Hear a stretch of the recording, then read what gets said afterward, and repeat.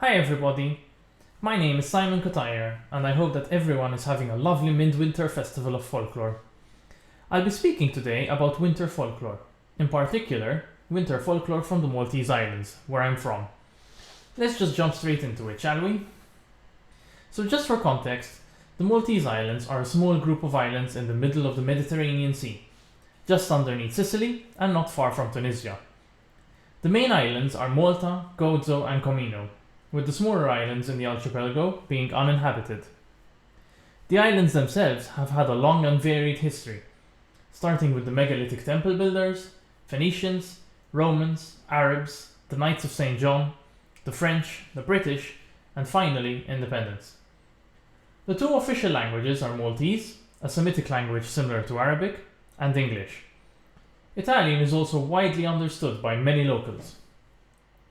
Now that you've had a crash course in the history and geographical location of the Maltese Islands, I'll begin my discussion on Maltese winter folklore by looking at three distinct topics: winter creatures, December folklore, and New Year's Eve folklore. Malta boasts of two winter creatures in its folklore, Il Gau Gau and Lorstal Gandlora, or the Candlemas Bear. According to folklore, if a person was born on Christmas Eve, they were cursed, so that every year on Christmas Eve they would turn into the creature known as Il Gau Gau.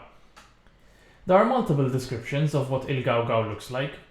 Some describe it as a zombie-like figure with wildly messy hair and long nails. Others describe it as a serpentine figure, while others describe it as a humanoid figure with horns and bovine features. As Il Gau Gau, they would be compelled to wander the streets in the middle of the night, screaming and yelling at the top of their lungs, while dragging a harrow behind them, a farming implement used to flatten the soil and prepare the ground so that new seeds could be sown. At the break of dawn, they would return home, presumably waking up the next morning feeling unusually tired and unaware of what had happened. In order to prevent someone from turning into Il Gau Gau, they were given tasks that could occupy them all night, such as counting grains of rice or counting the amount of holes in a sieve.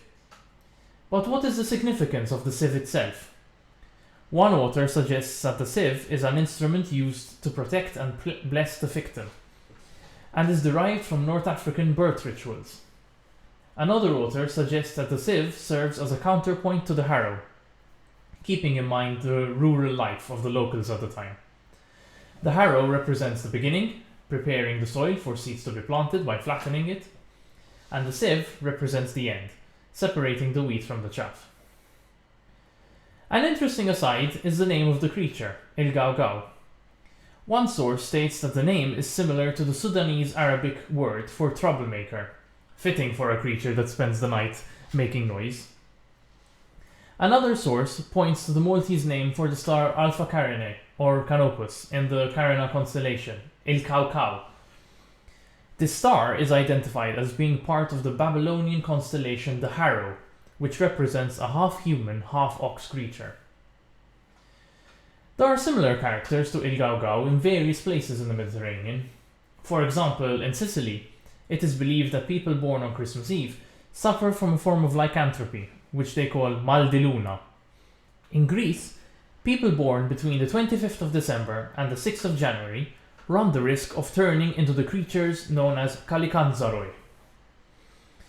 Next up is Lorstal Gandlora, or the Candlemas Bear, a figure who is more common in folklore on the island of Gozo. On the day of Candlemas, the 2nd of February, a large bear emerges from a cave to see if winter is over, terrorizing the villages nearby. Some say that the creature is so large that one foot can be placed on Gelmus Hill, while the other can be placed on the fortified walls of the Cittadella castle. It is interesting to note that the figure of Lorstal Gandlora also appears in Piedmontese folklore, referred to as L'Orso della Candelora. There are certain similarities between the two figures. Both of them seem to be able to tell whether the worst of winter has passed or was yet to come. If their moustache is damp or wet, then the worst of winter has passed. However, if their moustache is dry, winter has yet to come. These similarities may be due to the origin of both figures. While Il Gau Gau has a Semitic origin and is potentially very old, Lórstal Gandlóra is a slightly more recent introduction into Maltese folklore, and probably comes from southern Europe. Next, we move on to December folklore in the Maltese Islands. In Malta, some people were able to predict the weather for every month in the year to come, based on what the weather would be like between the 13th and the 24th of December.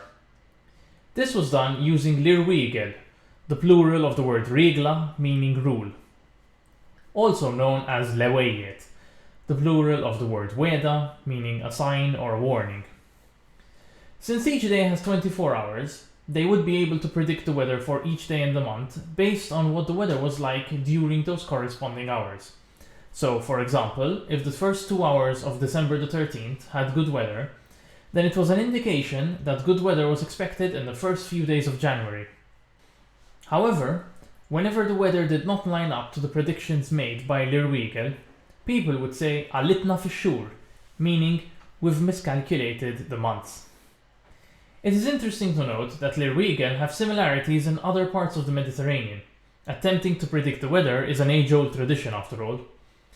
In Friuli, Italy, they have what they call I Giorni della Merla, which are 3 days, the 30th of January to the 1st of February, that are used to predict the weather for the months of February and March. In Spain, Las Cabanuelas are the use of the days in January to predict the weather for the rest of the year.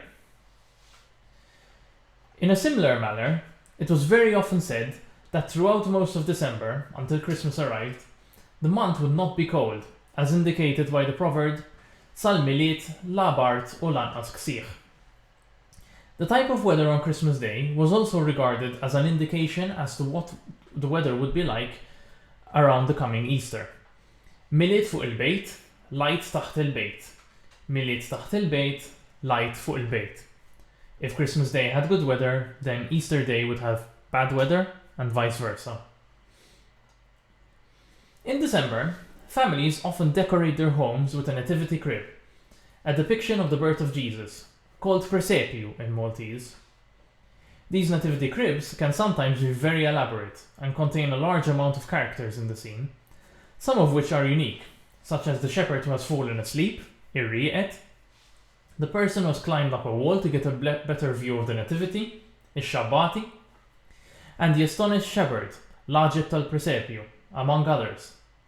The latter character in particular is quite iconic in Maltese nativity cribs. In the Maltese Islands, it is common to decorate the cribs with vetch, called ċulbina, that has grown in the dark, turning it white. This practice is described as being a continuation of the worship of Adonis, who is the god of vegetation, though in a different form. Finally, we discuss some folklore related to New Year's Eve. The first topic of discussion is il-Arinza, a New Year's Eve tradition that had sadly died out by the end of the 18th century, meaning that we have no images or videos of this tradition. Il-Arinza were a small group of people that used to go from door to door in the village on New Year's Eve, performing a pantomime of sorts and playing musical instruments. One of the group even used to play dead, though this was discontinued after one person meant to be playing dead actually dropped dead. The occupant of the house was expected to give il-Arinza gifts such as money. If this was done, the performers would then praise the occupants and spread lime on their doorstep, which was a motif that represented prosperity. However, if il-Arinza were ignored, they would insult the people instead and spread coal on their doorstep. Another part of New Year's Eve folklore in Malta was the creature known as l-Imlejka, who visited people's homes on New Year's Eve, sometimes in disguise as an old woman. If she found fragrant flowers and the smell of good food in the house, good luck would fall on the people living there for the rest of the year.